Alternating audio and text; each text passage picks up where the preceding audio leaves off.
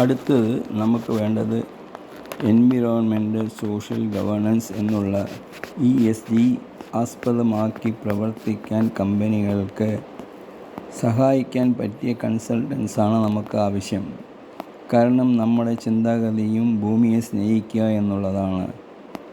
Plastic reduction അല്ലെങ്കിൽ power consumption reduction, അത് manufacturing ആണെങ്കിലും ശരി, ട്രേഡിംഗ് ആണെങ്കിലും ശരി, ഇത് ഏത് രൂപേണ നമുക്ക് എനർജി റിഡക്ഷൻ ചെയ്യാൻ കഴിയും എന്നുള്ളത് കമ്പനിയിൽ ഒരു കൾച്ചറായി മാറ്റണം. അതിന് ഒരു കൺസൾട്ടൻസ് തീർച്ചയായിട്ടും ആവശ്യമാണ്. എവിടെയെല്ലാമാണ് പവർ ലീക്കേജ് ആകുന്നത്, അൺയൂട്ടിലൈസ്ഡ് ആയിട്ടുള്ള പവർ, എവിടെയെല്ലാം പവർ യൂസ് ആവുന്നു, മേ ബി കമ്പ്യൂട്ടർ ഓൺ ചെയ്ത് വേറെ സ്ഥലങ്ങളിൽ പോകുമ്പോൾ അത് കണ്ട് അത് വേറൊരു കൊലീഗ് അത് ഉടൻ തന്നെ സ്വിച്ച് ഓഫ് ചെയ്യണം. ആവശ്യമില്ലാത്ത ഇടത്തിൽ ലൈറ്റ്, ഫാൻ, AC ഓടാൻ പാടില്ല. ഇതെല്ലാം തന്നെ കോർപ്പറേറ്റ് കൾച്ചറായിട്ട് നമ്മൾ ഇൻബിൽഡ് ചെയ്യേണ്ട ഒരു ആവശ്യമാണ്. ഇതുവഴി ഒരുപാട് ലാഭം കമ്പനിക്ക് ലഭിക്കാൻ കഴിയും. അതുകൊണ്ട് ഇത് ചെയ്യുന്നവർക്കൊരു ഇൻസെൻറ്റീവ് ഫിക്സ് ചെയ്യുന്നതും നല്ലതായിരിക്കും. മെയിനായിട്ട് ചെടികൾ വെച്ച് പിടിപ്പിക്കുന്നത് സ്ഥലങ്ങൾ നോക്കി വെച്ച് പിടിപ്പിക്കുക, അനാവശ്യമായ പവർ യൂസ് ചെയ്യാതെ അതുമാതിരി സോളാർ എസ്റ്റാബ്ലിഷ് ചെയ്യാൻ നോക്കണം.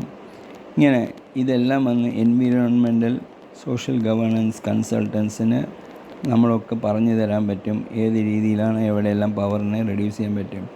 ഈവൻ വണ്ടികൾ ഡിസ്ട്രിബ്യൂഷൻ പോവുകയാണെങ്കിൽ അതിൻ്റെ ഫോസൽ ഫ്യൂവൽ കൺസംഷൻ കുറയ്ക്കണം. അതിനെന്ത് ചെയ്യണം, അതിന് എത്രയും പെട്ടെന്ന് പോയി എത്താനുള്ള റൂട്ടുകൾ, ട്രാഫിക് ഇല്ലാതെ പോകുന്ന വഴികൾ, അങ്ങനെ ഓരോ രീതിയിലും അത് ചിന്തിച്ച് കണ്ടുപിടിച്ച് അത് പ്രോപ്പറായിട്ട് കമ്പനിക്ക് നമുക്ക് ഇൻഫർമേഷൻ തരുന്നവരാണ് എൻവയറമെൻ്റൽ സോഷ്യൽ ഗവേണൻസ്. ഇതൊരു സംഭവം ഇപ്പോൾ തന്നെ നിങ്ങൾ ആരംഭിച്ചു കഴിഞ്ഞാൽ ഇതൊരു റൂളായി തന്നെ ഇനി വരാൻ പോകുന്നത്.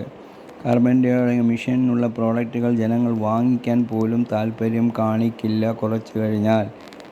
അതുകൊണ്ട് ഹിന്ദുസ്ഥാൻ ലിവർ മാതിരിയുള്ള കമ്പനികൾ ഓൾറെഡി യൂറോപ്പിൽ 70-ൽ പരം പ്രോഡക്റ്റുകൾ CO2 കുറച്ചുകൊണ്ടുള്ള ലോ എമിഷൻ പ്രോഡക്ട്സ് എന്ന രീതിയിൽ ഉൽപ്പാദിച്ചു വന്നുകൊണ്ടിരിക്കുകയാണ്.